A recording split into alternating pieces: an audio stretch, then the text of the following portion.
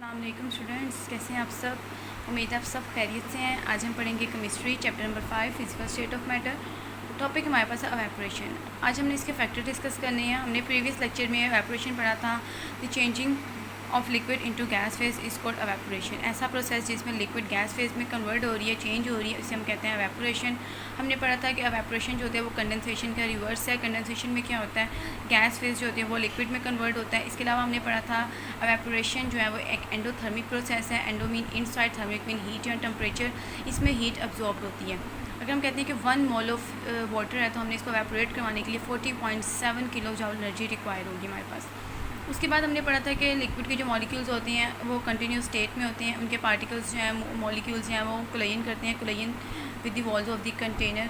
ठीक है। उसके बाद हमने पढ़ा था कि इसके molecules as compare to gas molecules, liquid के मॉलिक्यूल्स की मूवमेंट थोड़ी कम होती है, जिसकी निस्बत में काइनेटिक एनर्जी एक जैसी नहीं होती। जो मॉलिक्यूल अगर हम बीकर में देखते हैं तो बीकर में काइनेटिक एनर्जी बॉटम पे बहुत लो होती है, मिड में एवरेज होती है और सरफेस पे इसकी ज़्यादा होती है काइनेटिक एनर्जी।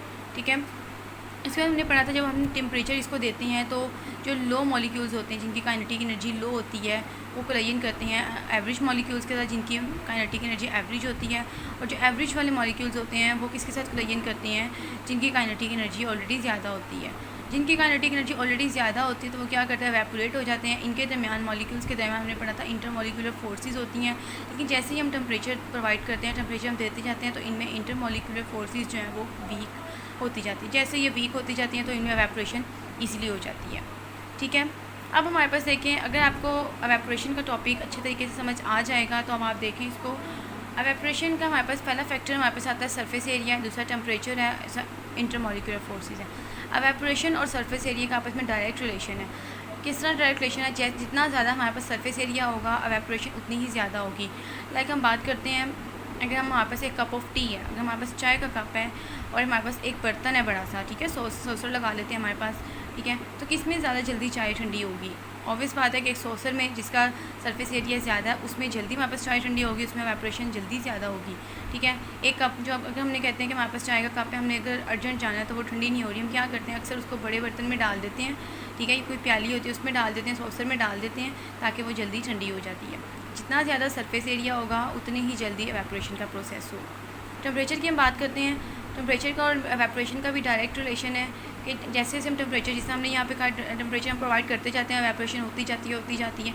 टेम्परेचर हम लोग कहते हैं कि हम लोग टेम्परेचर मज़ीद बढ़ा देते हैं तो एवेपोरेशन का प्रोसेस भी ज़्यादा बढ़ता जाएगा। ये उनके बाद इनके दरमियान भी डायरेक्ट रिलेशन है।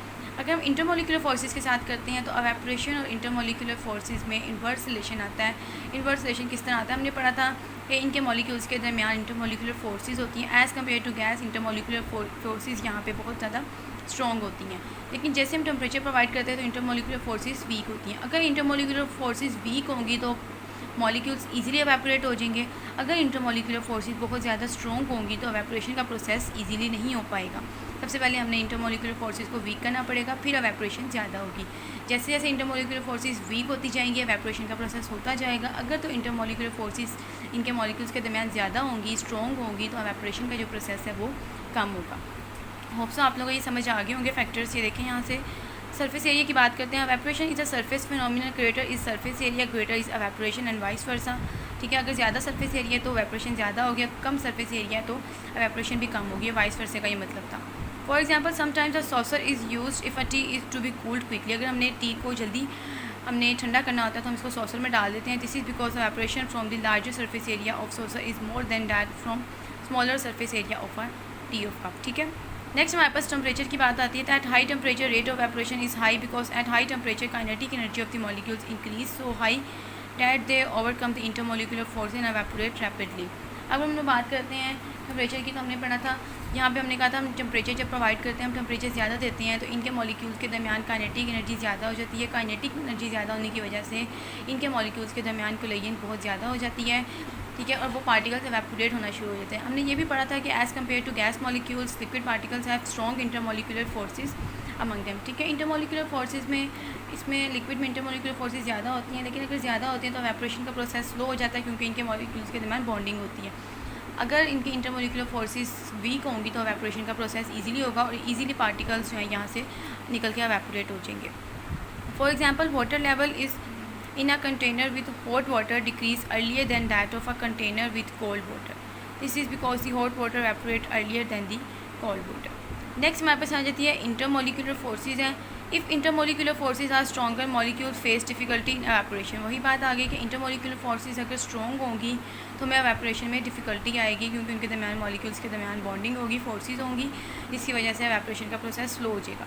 For example water has stronger intermolecular forces than alcohol, therefore alcohol evaporate faster than water. या आप लोगों का क्वेश्चन भी बन सकता है, या आप लोगों को अक्सर इस तरह के एग्जाम्स में क्वेश्चन आते हैं, alcohol evaporate faster than water justify, इस तरह आपको आता है, या why alcohol evaporate faster than water. तो आप लोगों का यहाँ से आएगा water has stronger intermolecular forces than alcohol, therefore alcohol evaporate faster than water. उन्होंने कहा है कि जो अल्कोहल है वो क्यों एवेपोरेट जल्दी हो जाता है, क्योंकि अल्कोहल में हाइड्रोजन बॉन्डिंग नहीं होती। हाइड्रोजन बॉन्डिंग क्या, वाटर में हाइड्रोजन बॉन्डिंग होती है। हाइड्रोजन बॉन्डिंग का क्या मतलब है कि इसके दरमियान इंटरमोलिकुलर फोर्सेज जो हैं वाटर में बहुत ज़्यादा स्ट्रॉन्ग होती हैं as compare to alcohol. Alcohol में वाटर हाइड्रोजन बॉन्डिंग नहीं होती, उसमें इंटरमोलिकुलर फोर्सेज ज़्यादा स्ट्रॉन्ग नहीं होती, जिसकी वजह से जो अल्कोहल के मॉलिक्यूल्स हैं वो ईजिली एवेपोरेट कर लेते हैं, और जो वाटर मॉलिक्यूल्स हैं उनको थोड़ी डिफ़िकल्टी होती है एवेपोरेशन में।